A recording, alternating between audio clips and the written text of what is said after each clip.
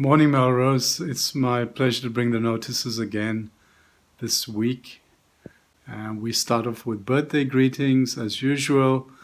For the 11th of August, we celebrate with Roy Edwards. The 12th, Nikano Nizira.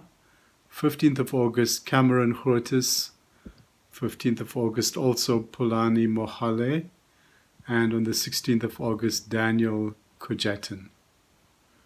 We wish you a happy birthday and we celebrate with you. As you know, over the weeks we've made an appeal in terms of our COVID response. Melrose Methodist is actively supporting a number of families during this time. And so we really need your partnership in assistance, both financially and in material ways. So if you're able to assist us, please contact Reverend Craig Bell, who is able to extend your hospitality to those that are very much in need of it. If you've also been following our Sunday sermons, you would have noticed that over the last few weeks, we've been focused on the theme of gender-based violence. This is very much in alignment with the campaign across the Methodist Church of South Africa that is focusing on GBV as a critical social issue, but also as a faith issue. And so the series is raising awareness and educating us from a biblical perspective on women and especially on how violence has impacted their lives. And so we invite you to join us in this series and to take the necessary action from a place of justice and compassion. We also recognize that in this time of COVID, many of us are feeling quite alone. So if you have the means, please do reach out to somebody in our community. Just a phone call will be so much appreciated. Thank you for joining us. I pray that you will be challenged and blessed with our sermon for today. So God bless you and have a great week. Good morning, church, and anyone else who is joining us this morning. So my name is Ella Marriott, and I am sort of a part of the Melrose congregation. So I have been given the greatest honor of getting to speak to you today, and I prepared the sermon in advance, and I got together a group of teenagers. You could call them the youth group of our church, and we talked. So please enjoy. Hi, I'm Lisa. I am 16. No, I'm 17 years old. Hey, I'm Jessie, and I am 18 years old. I'm Kyron, and I'm 19 years old. Hello, congregation. My name is Monteo Mulifi, and I am 19 years of age. I'm Gina. I'm 16. And this is Josh, who is unfortunately cut off. Hi, guys. I hope you're all good. So, Josh, I'd like to ask you to open in prayer for us, please. Thank you. Okay. Let's bow our heads. Dear Lord Jesus, I just want to thank you that we could all gather today, even if it's just virtually, to talk about important issues happening in the world, and hopefully things that we can do to solve them. Thank you for the houses and internet access that we all have, and the devices so we could connect like this. Amen. Amen. Amen. Thank you. Yes, sir. Today, I've based our discussion on a verse from the Bible, James 2:14-17. Okay, so I've kind of read this from the Message. So that's just a really nice version that I like to use because it's clear and it's quite colloquial. And it makes Jesus look really cool. And he is, so cool. Part of this verse I want to focus on real quick is verse 19-20. I think I'm saying verse too much. But anyway, so it says, Do I hear you professing to believe in the one and only God, but then observe you complacently sitting back as if you had done something wonderful. Yeah, so when I read this, I thought of an example that I think most of us could relate to. So firstly, I want to ask you, how many of you have Instagram? How many of you are so active on Instagram on a scale of 1 to 5? How many of you frequently repost the threads, the statistics, the pictures, the stories, all of that that's circling Instagram? Part of this verse relates to how often you are on Instagram and how often you are reposting all of this. Okay, cool. So I want to read that quickly. It says, "Isn't it obvious that God talk without God acts is outrageous nonsense?" I want you to just keep in the back of your mind the God talk part of this, okay? So what you're doing right now, all this reposting and this talking about GBV, right? The main reason I encourage people to repost such things is to spread awareness, right? Which makes sense, right? Because it's like when someone is missing, the more people that spread the word of this missing person, the more people will know about the person that's missing, which means that there's an increase in the chance of finding that person, and that therefore solves the problem. The person is found. Cool, right? So what I want to say though is I want to challenge that, and I'm saying, but the problem with this reposting culture is that it can convince people that that's enough, right? What's more, it creates a trend. The word trend is very important here, okay? So in reality, this might be quite daring to say, but in reality, I believe George Floyd was a trend. And I believe Uyinene was a trend, right? For me, the problem with trends is everyone wants to jump on it, even if you don't personally believe in it, which is where the problem comes in. Okay, so we've covered the God talk part of it.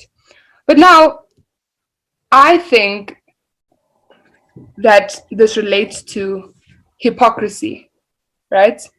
So I found two definitions of hypocrisy. The first one is, hypocrisy is claiming to have higher standards than you really do. So we've talked about that, right? You hop on a trend because everyone else is doing it, but you don't really believe in it. You feel like it's an obligation. It's just to get it done. Am I right? That happens sometimes because it's a trend. You want to follow it. Everyone's doing it, so you have to too. I want to talk about the second part of that verse that I read that mentioned God acts. So once again, the verse was, "Isn't it obvious that God talk without God acts is outrageous nonsense?" Do we all understand what that verse is saying? It's like you need to have, your words need to match your actions and vice versa. You can't have one without the other, right? God talk is really good. Like, it's so good to have these brilliant ideas and whatever. But God talk is actually nothing without action. If you don't do something with those great ideas, then I want to ask you, in terms of godly acts, taking action, how have you personally contributed to reducing gender-based violence? In the past, or now that it's come up again, what actions have you put in place, or what small things have you done? And honestly, the small things really count. Yeah, G. No, if you want, like, for a fact that it's helped, or if you just want like something you think could have helped. I believe it's about intention. So it's with the intention that this was gonna reduce gender-based violence. We don't have a guarantee. So I'd just like to know what you did with intention, if you did anything. I did a kind of smallish fundraiser with the intention to help the poverty rates in South Africa, because I think the poverty is a kind of stem from gender-based violence. Like I feel like it can and sometimes does originate from there. So yeah, I did like a fundraiser for that. Nice. I did the run thing. Well, I'm gonna on Saturday, if that counts. Can you explain to us or to everyone else what the run thing is? Basically a virtual charity run where you put in a certain amount, not that much to be honest, and the amount you donate is like equivalent to, like there are sets to 5K, 10K, and yeah. So I started doing that, and then I shared it around, and now I'm doing it with a group of friends. So and it's all towards like gender-based violence. The thing is, like, I don't know if the stuff I've done is worthy of being like brought out, because it's like what's the scale of So what are you thinking of, Gina? like just posts on social media? What kind of posts were these? Well, I made a TikTok video that basically just explained some of the stuff that women go through almost on a daily basis, and like how people have normalized it. And then like just spreading awareness of certain cases all over the world and stuff. So most of it's on social media. Nice. Okay. So you're using your platform, would you say? Yeah, I guess so. Okay. You're relating back to what we talked about earlier, how I said, you know, we all are on this platform, but how much of us are really using it in a way that is really going to help, you know? So yeah, that's great. So do you know when the case of the UCT student came up? Mm-hmm. So I put up posters all around school to create awareness, and then I got our school to wear black on the day in memory of like rape victims, and also with like the case of the UCT student. I like also did a speech afterwards at JP Boys about like gender-based violence and stuff. So yeah. That's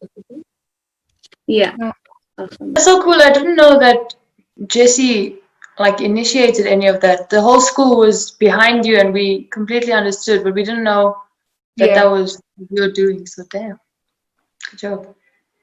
It's her doing it not for recognition, and not so Miss G could have been like, hey yo, Jessie, come up. She's the one who got us to do all of this. The person behind it wasn't recognized because in a way it didn't really matter, you know, which is humbling, I think. Cool, yeah. I'm doing also the run like Karen, and I'm hoping in the next few weeks to possibly put together some kind of food packages and stuff to donate. Nice. So. These are really great examples, and they're big. These are big things. But there's also really small stuff that we can do, you know? What are these things that you are doing, and can you stop? Or are there stuff that you're not doing that you can start doing? You know? Okay, what I mean? Do you remember I said there were two definitions of hypocrisy that I came up with? And the first one was about claiming to have higher standards than you actually do, right? The next one is hypocrisy is saying one thing and doing another. So this example is about how women are hypocrites or can be hypocrites when it comes to gender-based violence and how they approach the situation. It's interesting that you've taken into account that fact that women can be hypocrites sometimes and that they can be blinded in certain situations. I was trying to think about how I was going to respond to this, like accordingly. I need to be very careful with my words and whatever. But first of all, I just wanted to say that I've never even thought about how there's a slight possibility that some women can be part of the problem. That opened my mind up completely. And now that I've like pondered upon it, I wanted to, this is just my speculations on it, but I'm thinking of like how it's very easy to protest about gender-based violence and blame men as a whole. I think maybe that's why the hashtag is generalized, because it's so easy to say it's a man thing, but it's not my husband's thing. It's not the men around me type thing. It's easier to generalize because there's no love attached to generalization. Whereas people who are close to you, if you were to actually be specific and say the men in my life are part of the problem, the men in my life, the men I love perpetuate gender-based violence, then it makes it a lot harder to protest. So I guess what I'm trying to say is I think it's important for us to point fingers at each other and not just one spectrum of people. So it's everyone's fault. In the same way with like race issues like Black lives and whatever, it's not just a white problem that should be so that it's not something that just white people should focus on fixing. It's something that the world should focus on fixing, because at the end of the day, humanitarian issues is everyone's issue. So yeah, in the same way men should try to fix this, women should as well. And I never thought about that. Cool. My dad likes to say, when you point your finger at someone, you need to remember that there's three pointing back at you. So as much as you're calling out people, are you calling out yourself? You know? There's I'm bad with names, so I can't remember where, but there's a story in the Bible where Jesus is where the rabbis and stuff want to stone this woman because there's been rumors going around that she's unfaithful, or I can't remember the right word, but yeah. So then, and Jesus is in town, and they ask Jesus, what should we do about this woman? You know, they're saying she's loose. And Jesus says, he picks up a stone and he's like, I'll be the first one to throw this if any of you can say that you've never sinned. And then everyone drops their stones. And it's just, it really opens your eyes to, you really should be checking yourself before you want to throw that shade on someone else. Yeah. I just wanted to bring in a different perspective, right? I know that in countries where women are taught like that they don't need an education and that the man is the only like person who needs an education, like very Islamic countries. And also in this country, I know that women feel that, especially in poverty areas, that they need a man to finance them, right? They need a man in order to put food on the table, right? And I don't know what extent I would call a female like that a perpetrator or a person who perpetuates the cycle of patriarchy, only because they socialized and they socialized to believe that like that is the only way to live, you know. And I think it's a thing of like them feeling like they need to depend on a man in order to survive. You get what I'm saying? So I don't know if I would necessarily say they are hypocrites, or are they just scared to lose the only sense of stability and security that they have? And is that necessarily wrong because we know a better way, you know? I wanted to ask if the same way, do you think that vilifying like a guy in that situation where the only way they've been brought up is to be the breadwinner and to be the man of the house, to not open up, show emotion, and ultimately lead to toxic masculinity and gender-based violence? Is it really so fair to be extremely critical on that person when it's the only thing they've known? I would think that, like, equally, I always tell people that I believe that ignorance is a tragedy rather than something that we should be hateful toward. Because it's such a shame that so many people don't know the way in which they can be the better way, I want to say, and it's it's a tragedy that people don't educate themselves, and it's a tragedy that people don't always want to better themselves, and I think calling them hypocrites is saying, ignoring the fact that sometimes they just socialize in that way, or sometimes that they're just that's the way they grew up. And I think we should have grace, you know what I mean, for people like that. I think on what Jesse and I guess Karen was saying, I think sometimes in terms of where the man is the breadwinner and women may feel like that's their only option, I think sometimes that is their only option in the sense that they may not be able to find a job or something like that. They've applied and a job is just not coming for them. In which case, I mean, what else can you do to get money? There's not really much else to do, if you know what I'm saying. I don't know if that made any sense. With regards to the women having no other option, it all depends on the different circumstances, but I think at the end of the day, there should never be a reason to stay attached to a toxic lifestyle.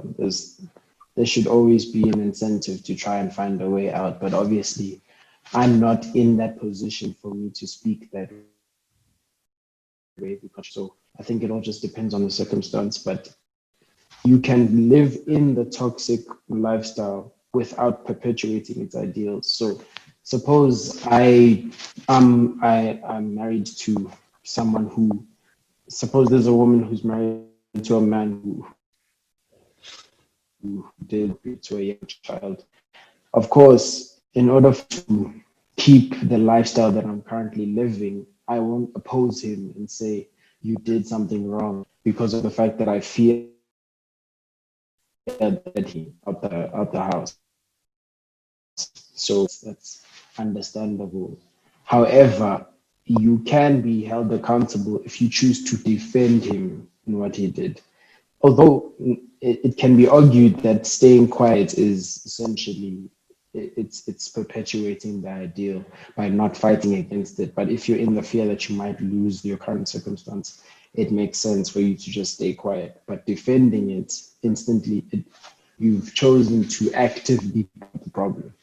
So that's just how I feel on that. And then on the other thing, if a man grows up and the only thing he knows is male gender roles, whatever. I think there was a section in the Bible actually quoted verbatim, but essentially what it's saying is that God will judge you based on what you know, based on what you've been told is correct. So even if you literally don't know a word of the Bible and you do what your parents tell you to do, then you should be judged that way. So if you were literally told, in an extreme example, if you were told to be racist to Black people, if you were told that Black people steal, stay away from them, so on and so forth, and that's what you were is correct and you do it, then it's hard to believe, but God will judge you according to those circumstances. However, the moment you've been exposed to what is actually right, or you've been exposed to a different ideal, and you choose to still stick to what you've known for a long time, that's the moment you need to be held accountable. It's like, for example, with a white household, right? Or rather, let me use a different example. When you go to an Asian in a Chinese house, so I'm not sure if it's a Chinese house or Japanese house, but one of the Asian cultures is that when you eat, you should slurp your food, because that's a sign of respect to the chef, saying that you enjoy the food. However, in another household, what's more commonly known is that when you slurp your food at the table, it's rude because you're not eating in a neat manner. So obviously, if an Asian person comes to your house and slurps your food, in his mind, he's respecting you. So if you reprimand him for that, that's not fair, because what he knows is that he's respecting how well you've cooked the food and he's slurping it. However, now that if you decide to ask him about it and you speak about it, and now that there's common ground, common understanding, and the both of you know what each other's ideals are, since that Asian person is in your house currently, he should be expected to follow your ideals, and vice versa. If I go to the Asian person's house and I don't slurp the food and I find that the chef is insulted, I should be held accountable for that because I'm under their roof at that time. So I just feel like what I'm getting to is that once you've been exposed to what is correct, that's the instant moment where you need to be held accountable and what you've done is wrong. So you can't turn a blind eye anymore. Yeah. It's important to have like a male figure in your life, you know, to teach you what's right, how to respect women, you know, like manly things, whatever.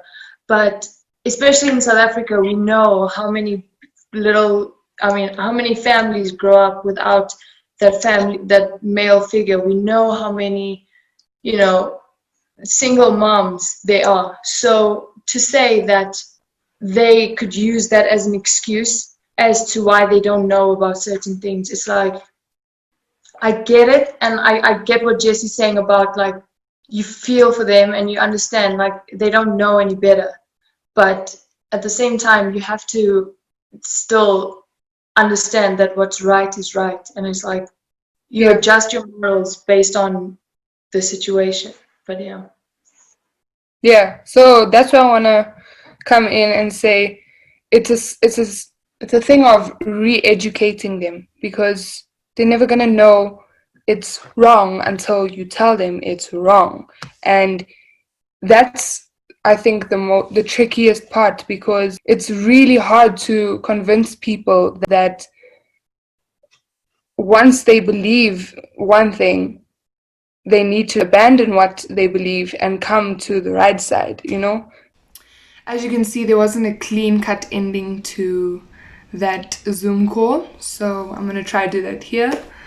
So I left the group with a question, and hopefully you can do this too. The question is, what can you stop doing to contribute to gender-based violence in this country? And also, what can you start doing to reduce it? I think we should all just ask ourselves, you know, is this what we really believe? Is this what we're really standing against? And if so, how are you showing that? Show it through tangible efforts. I'd really like to say thank you for taking the time and creating this opportunity for me as a young woman to come forth and lead a conversation like that, and, you know, bring what I have to the table, because I think that's very important. And yeah, happy Women's Month, and keep fighting the fight. Happy Sunday.